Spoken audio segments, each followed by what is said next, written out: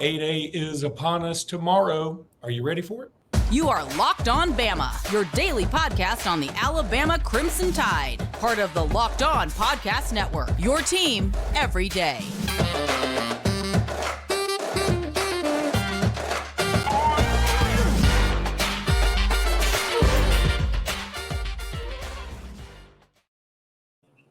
Hey, everybody. Welcome back into Locked On Bama. Luke Robinson, that's me. Jimmy Stein, that's him. Thank you for making us your first listen every single day. Got some interesting stuff coming up, but we want to talk right now about A-Day. And, Jimmy, I assume you'll be going. I think I'm going to go. I'm not 100% yet. I'm waiting on my daughter to decide what she wants to do because I sort of said she can have the day. She has been telling me she wants to go to A-Day, but she's 7. So things change minutely. So, Jimmy, what are you expecting tomorrow? Well, the format surprised me. We had heard very early on that explain the format, by the way. I wish I could, but it's going to be offense versus defense in a way that the defense will be able to score some sort of points based on, 3 and out, stops, interceptions, sacks. I don't know. There's some scoring system that is going to be utilized. That scoring will be kept on the field and then radioed, however they do it, to the press box so it can be reflected on the scoreboard so that the fans know who's winning, the offense or the defense. So it's going to be offense versus defense in terms of who gets steak and who is stuck with the beans. That's going to be offense versus defense. It won't be crimson versus white like traditionally, although technically it is, because I'm expecting that we're going to see the white. The offense will wear white and the defense will wear crimson, because that's what happens in practice every day. I'm not sure everybody knows that, but I would think everybody knows that. But if they don't, in practice every single day, Alabama's offense wears white. The defense wears crimson. That's been going on at Alabama for a long time. I'm sure that's going to continue on A-Day. So that's the format. We can discuss why. I know what DeBoer said, and we ought to take him at his word. DeBoer believes that this is still practice, and even though the fans are there and you have to entertain the fans to some degree, he thinks it's as important to get something out of the practice, that we need to improve as a team, and each practice can't be wasted. And he thinks we'd get more out of practice doing it this way if it's more of a practice scrimmage. So we will see the offense versus the defense, and we will also see a lot of, I think it's going to look a lot like the traditional scrimmages that happen in front of the Red Elephant Clubs and the Crimson Tide Foundation and the A Club. I think it's going to be a lot like that, which is just basically 1s versus 1s, 2s versus 2s, 3s versus 3s. They take turns. 1s will be out there for a while, then the 2s will be out there for a while, then you see the 3s briefly, and then back with the 1s. And then sometimes players are switched out. I mean, Ty Simpson's going to get some turns with the first offense. You can bet on that. And there'll be other players that get their turns with the 1s, and some 3s that will get their turns with the 2s.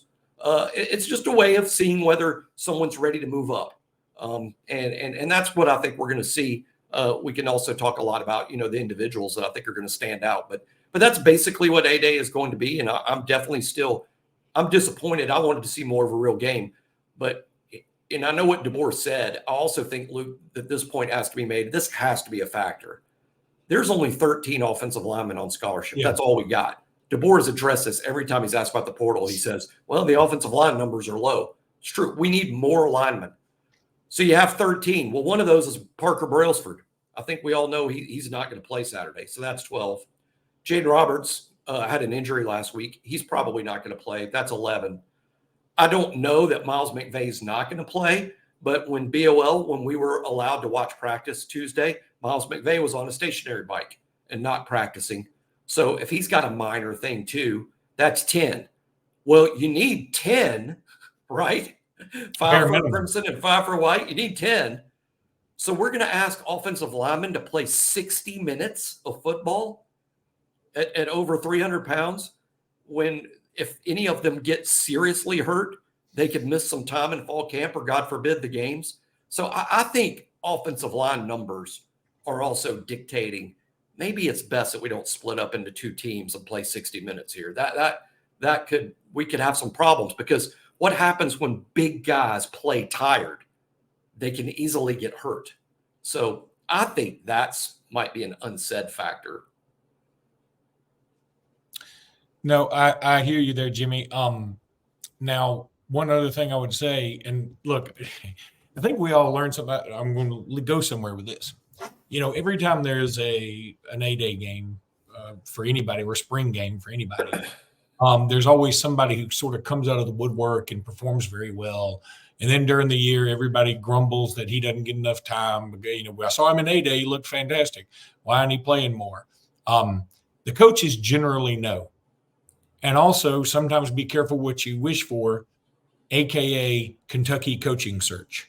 The fans just had enough with Calipari. When we made some fun of him, we had talked about how, he's got all the talent in the world, keeps going out in the first round. That's a problem. But we have also been very quick to admit, if Alabama had had the run that Kentucky's been on while Calipari is at the helm, I would be thrilled to death. Now, in the moment, I would probably be a little bit discouraged that we keep losing in the first round. But, now Kentucky goes through a coaching search. They think, well, certainly we can get Danny Hurley. Nope. Certainly, we can get Nate Oates. Nope. Certainly we can get Scott Drew, Billy Donovan. Nope. And you end up with Mark Pope, and I think they would have been better off getting an actual Pope for the amount of prayers they're going to need. And so it's just this same way. Like, what if Kalen DeBoer gets tired of somebody grumbling, saying, okay, I'm going to put in player X because everybody's having a duck fit over him, and he goes out there and stinks it up. I think another case in point would be last year's South Florida game, right? Oh, sure. That turned out to be a good thing that sort of turned the season around. No, but we got to see what happens when they play players that the fans think are better. Yep. But that Nick Saban knew probably weren't, and wow, shocker. Nick Saban actually goes to practice every day and watches the players practice. Yeah. Has a pretty good idea. Here's a tip for everybody watching too. And I can't stress this enough. I can't stress it enough. And it fools everybody, not just more what I would say casual fans. Look, when the team is scrimmaging on Saturday, look and see who is on the field. It's usually going to be the ones versus the ones, the twos versus the twos, and the threes versus the threes. If a third team player on offense or defense has a big day or makes big plays, hey, that's great. Cheer, applaud, say things like, wow, one day that kid's going to be something. But keep in mind who he's doing it against. That's where people have gone so wrong on A-days in the past when a big deal was made of a Jai Hall about 3 years ago or 4 years ago now. Like, oh, what a game. He's going to be the next Jerry Jeudy or whatever they were saying at the time, whatever receiver just come and gone. While no one paid any attention that in every single big play he made that day, and I say every single, almost every big play he made against that day, he was beating a walk-on or a fellow freshman. He wasn't beating Alabama's first team guys when he was making those big plays. Take everything in context. It's who you're doing it against, the level of competition. When a play is made against our first team defense, you probably did something. When a play is made by the defense against our first team offense, probably a real impressive thing to do. But you've got to keep it all in context of who the guys are competing against. The fact that a third team freshman, I'll just pick one out. Let's say Daniel Hill plays Saturday, and he plays with the threes. That means freshmen and walk-ons versus freshmen and walk-ons. And he rips off an 18-yard run. He looks impressive doing it. We should be like, wow, looking forward to the future with him. But it doesn't mean that he's ready to beat Georgia because he ran over a couple of walk-ons. And again, nothing against the walk-ons. I'm just saying that this is a mistake that fans make watching those scrimmages and watching those A-days every year. An overreaction to players doing it against players they should be dominating.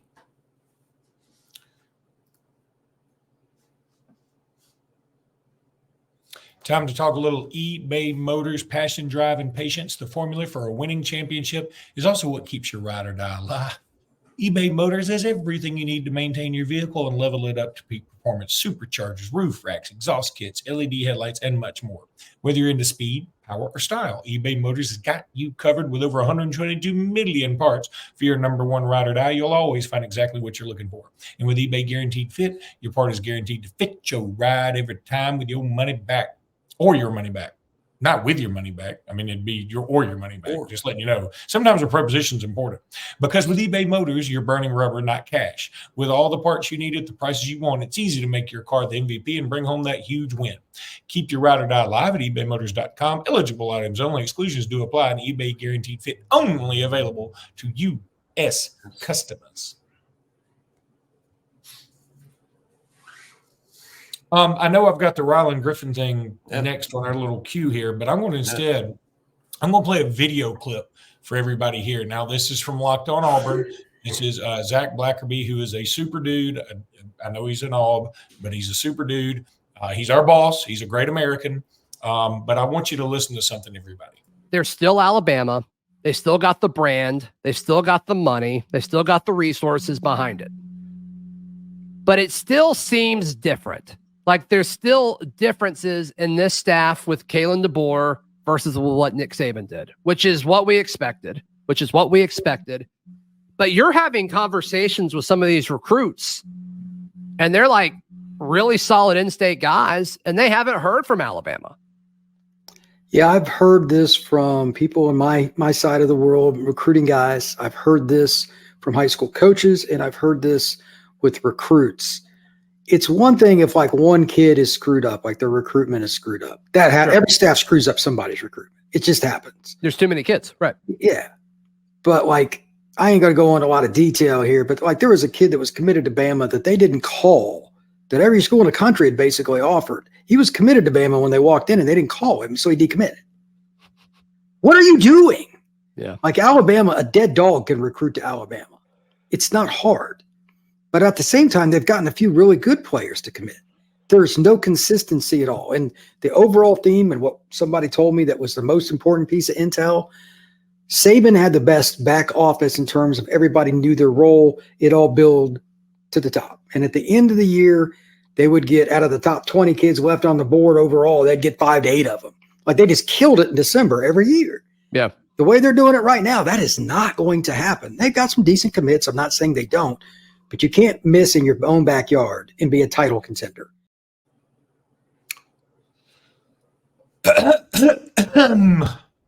Jimmy? Yep. I mean, look, we've had Brian on this show. Brian is the recruiting expert for all things Locked On. I mean, boy, I'm sort of speechless. Like, obviously he's talking about Zion Grady. I mean, you hadn't even talked about it, but I immediately leapt to that same conclusion. Yeah. I mean, there's nobody else he could be talking about that meets those parameters, I don't think. But, and look, you and I have also talked about Zion Grady is sort of maybe a tweener when it comes to Alabama's system. Like, he's not really this, not really that. He could be good at anything, but we don't know. And, sometimes you take tweeners, certainly. But, I think it's a far cry from – the Brian Harsin days. I think it's it's not like Alabama's ignoring in-state. I mean, they just got Ryan Williams. That's a pretty big deal. They got Turbo Rogers. That's a pretty big deal. I still think they were recruiting in-state okay. Maybe they didn't go after Zion Grady hard enough. But what really got me, I didn't take offense to anything he said, obviously. No. But one of the things that what he said was, "What are you doing?" I was like, well, what they're doing is they're in the top 10 in recruiting right now. And they're either just ahead or just behind Auburn in recruiting with 2 fewer commits, depending on the service you look at. Yeah, I had no real big reaction to that. I mean, first of all, it's the Auburn show, so there ain't going to be no pro Alabama stuff over there. Good. There's not a lot of pro Auburn stuff on our show, right? You don't want to go to the Auburn show to get feel puffed up about Alabama. I just know this. I keep up with recruiting as well as anyone out there not named Andrew Bone or Joseph Hastings or Tim Watts. I keep up with recruiting like second tier to those guys. And I'm not worried about Alabama's recruiting at all, in-state or out-of-state. I think it's going to be better than I even anticipated, and I anticipated quite a bit. I'm very optimistic that recruiting is going extremely well for Alabama. I do think the Zion Grady story is probably, there is some there that's a little hard to wrap your head around. I agree. But I'll also point out, again, not every, quote, 5-star is a 5-star in the eyes of every staff. There have been, I know this for a fact. There are players that have been rated 5 stars that are wanted by everybody that the Nick Saban staff did not think much of. And I'm not, of course, I'm not naming names, but my point is, beauty's in the eye of the beholder when it comes to recruiting. Not every guy taken in the first round 2 weeks from now has a first-round grade per all 32 NFL teams. That's just not how this works. So, and not only that, Jimmy, I would argue. I just pulled up On3, for example. Here are the top recruits at On3. Naheem Alford, who we all love, and he's committed to Ohio State. Alabama's recruiting him very hard. In fact, Alabama's going after him very hard. Jared Smith, I don't know Alabama's relation there. Great example. Here's something kind of funny. Now that you mentioned this, I hate speaking off the cuff because it could end up being so wrong. But you know what? Jared Smith is another guy Alabama's not prioritizing yet. And I'm using the word yet because I would also use the word yet with Zion Grady because, by the way, recruiting's not over. It's not over until December. Alabama's not prioritized Jared Smith yet. They have not offered Jared Smith yet. Look at Jared Smith's size and look at Zion Grady's size. Yeah. Coincidence? Yeah.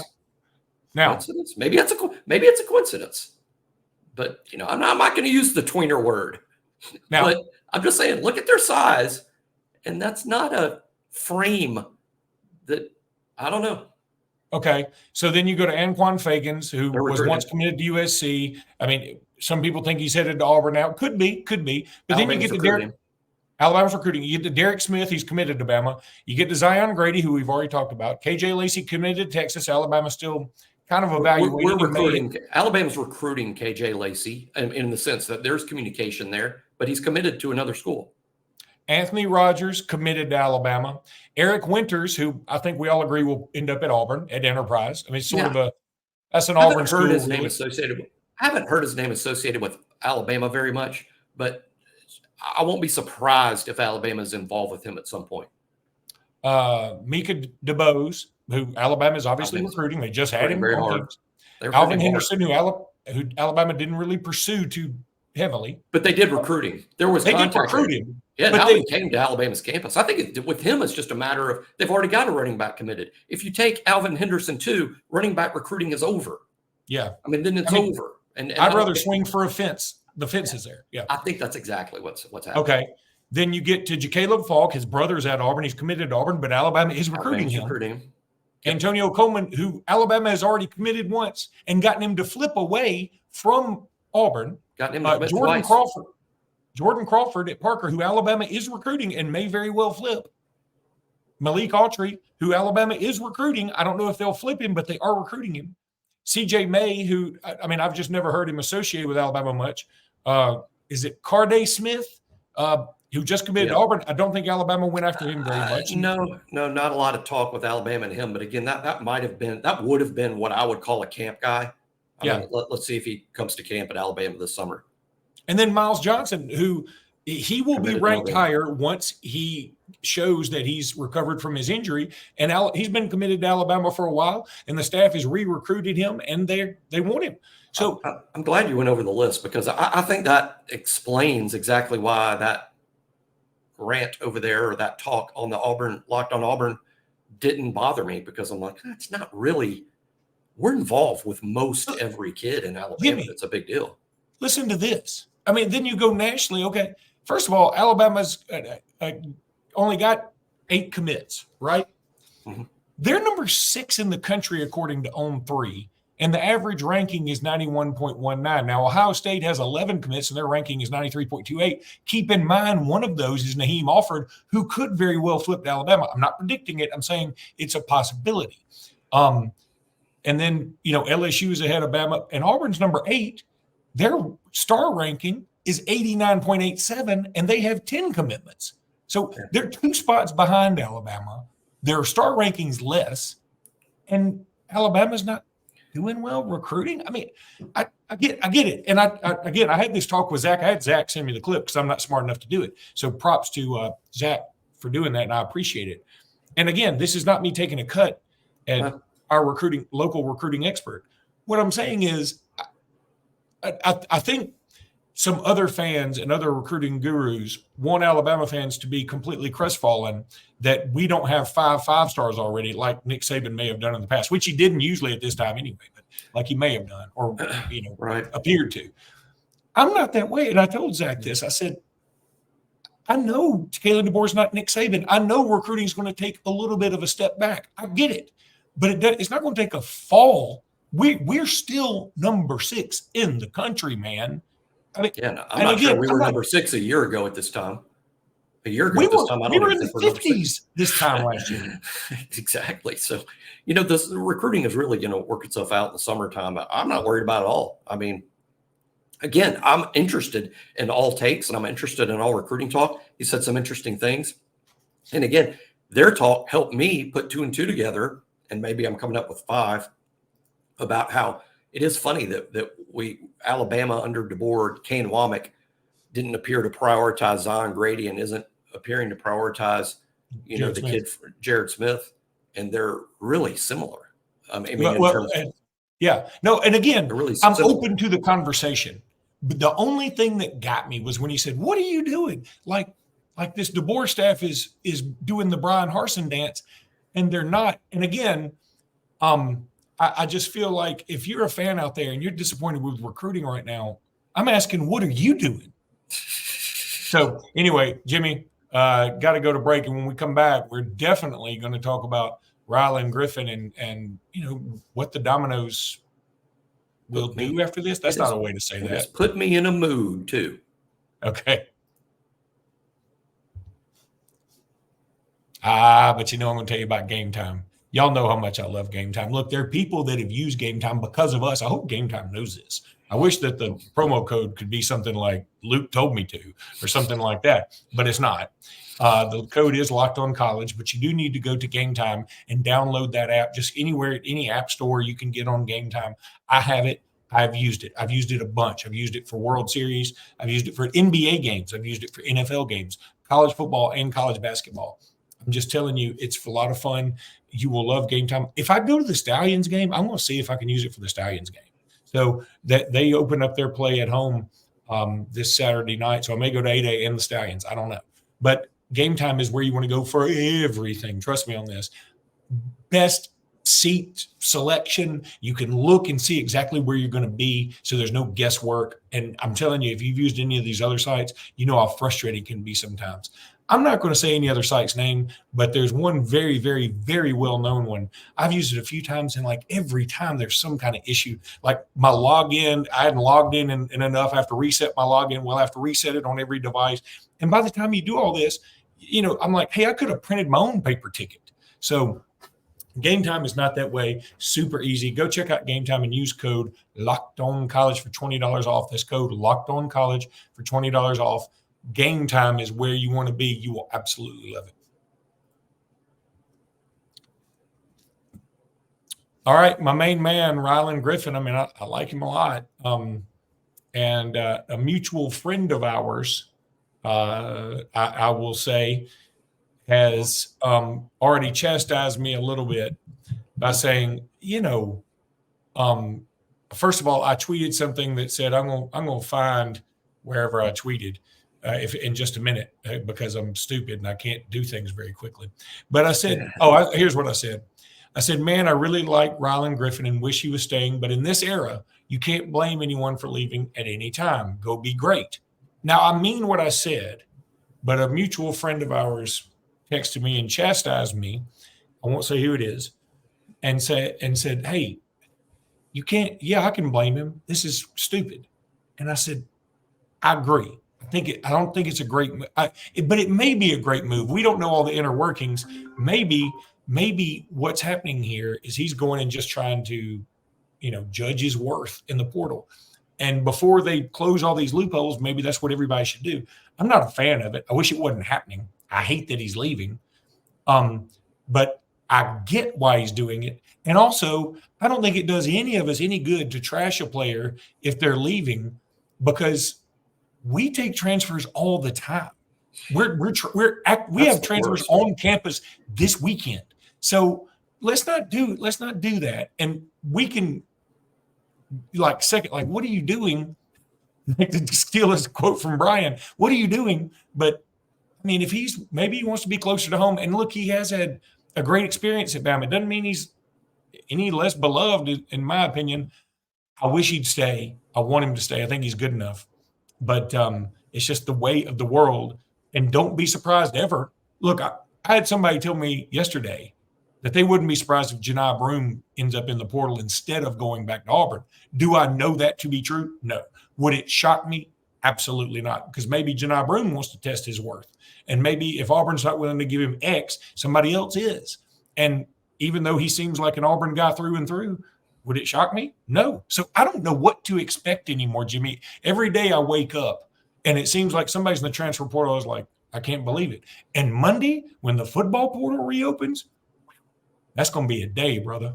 It is. I'm 50% salivating over it because it's going to be incredible to see, and 50% hating it because of just the world won't make sense to me. Here, speaking about the world not making sense, I think longtime listeners to Locked On Bama will feel a little shocked here. So don't wreck your cars if you're driving around listening to this. But this is one thing where Luke and I disagree upon a little bit, where we're sort of wearing opposite hats, where Luke is being all kind of positive and lovey-dovey and optimistic and huggy, and I'm being sort of pissed off and mean and mad. This time I'm mad and emotional, while Luke is being level-headed. Luke's level-headed here. I'm emotional and mad. That's not my forte. No, and it's not my forte either. But I'm mad about Ryland leaving simply because it just doesn't. It really bothers me when starters leave that are getting everything that they could want out of the college experience within reason. It infuriates me a little bit because it's not like Alabama players aren't paid significantly. They are, especially basketball. Got to remember, basketball NIL is smaller than football's NIL in terms of the great pot, but the great pot's only divided about 12 ways in basketball. It's divided 85 ways in football. The basketball players do pretty well at Alabama. That's first and foremost. Secondly, he's not leaving over minutes because he plays a ton of minutes, and that wouldn't have changed next season. He would have been an extremely significant player. To me, I look at it, I've had this rant about Isaiah Bond, always pick on him. When I talk about football and being mad about some of the football players that leave, I'm not mad Roy Dell Williams left. I get it. He's going to get more carries at Florida State than he would have got at Alabama. I think he's getting passed up by Justice Haynes and Jam Miller at Alabama this year. He's going to Florida State where he's going to get the ball more and continue to audition for a spot in the NFL. And I'm going to root for Roy Dell. When Florida State's on my TV screen and Roy Dell gets the ball and makes a play, I'm going to be pumping my fist and going, you go get it, Roy Dell. That's awesome. When Ryland Griffin's playing for Kansas and knocking down three-point shots, he's any other Kansas player to me, just like Isaiah Bond's going to be any other Texas player to me.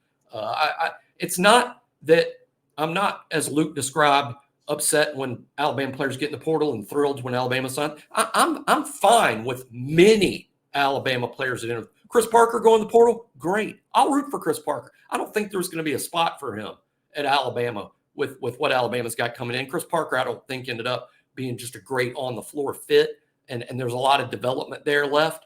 I'm going to root for Chris Parker.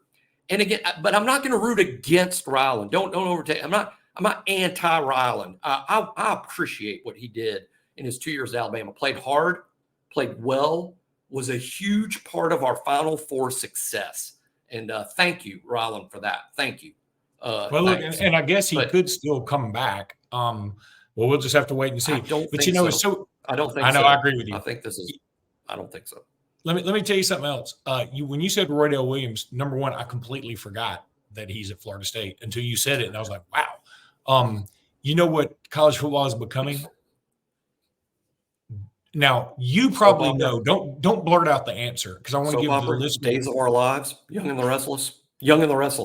Give. All right, in the NFL and free agency, don't blurt out the answer. I'm going to give the listener time to say it in their own mind or out loud in the car to their spouse or significant other or mistress. So, do you know where Raekwon Davis is playing next year? Do you know? Now I'm asking because I don't think you know. I think so. Okay. I think so. Okay. It's the Indianapolis Colts. I got it. Right. But, I mean, I can guarantee you the first NFL weekend when the Colts are playing and I'm switching around because I've gone to FanDuel and bet $1 gazillion on the NFL. And I turn it and I'm like, oh, my God, Raekwon's on the Indianapolis Colts. I totally forgot that. That's what Roy Dell's going to be. And that's what college football has become. Is just people are going everywhere, and you're like, I can't even remember where people are. It is hard to keep. It's extremely hard to keep up with. I can. As a matter of fact, I've had to Google a couple of times myself. Like, here's one. I mean, and no one knows this stuff better than us. But where's Des Ricks now? I think I had to Google. Is that a long enough pause? I think he's at Texas A&M. You got it. You got it. But I had to Google. I was like, wait a minute, where did Des go? I know, honest to God, Jimmy, if you had told me, I swear, if you had said something about Des Ricks, I would go, how's he looking this spring? Oh, my God, he's not even with us anymore. I mean, that's how it is right now, and it sucks. We're not saying it doesn't suck. It sucks. It does. But we're also – you can't just fight the way it is. Yeah. I'm not happy that Ron Griffin left Alabama. I'm frustrated, and I'm not saying that I'm frustrated, and I'm not 100% sure. I mean, I know the automatic thing people think is it's 100% about money. I'm not convinced that's the case. I do think that could be part of it, but I don't think it's all of it. All right. But, hey, it was Rollins' decision, by the way, and not Alabama's. I've been asked that. Rollins and his family decided he'd be better served somewhere else. So that's going to do it for today's podcast. Go play for somebody else. That's going to do it for today's podcast. We'll be back maybe sometime after 8, maybe Sunday morning, but we'll see. Until then, roll tide, everybody. Roll tide.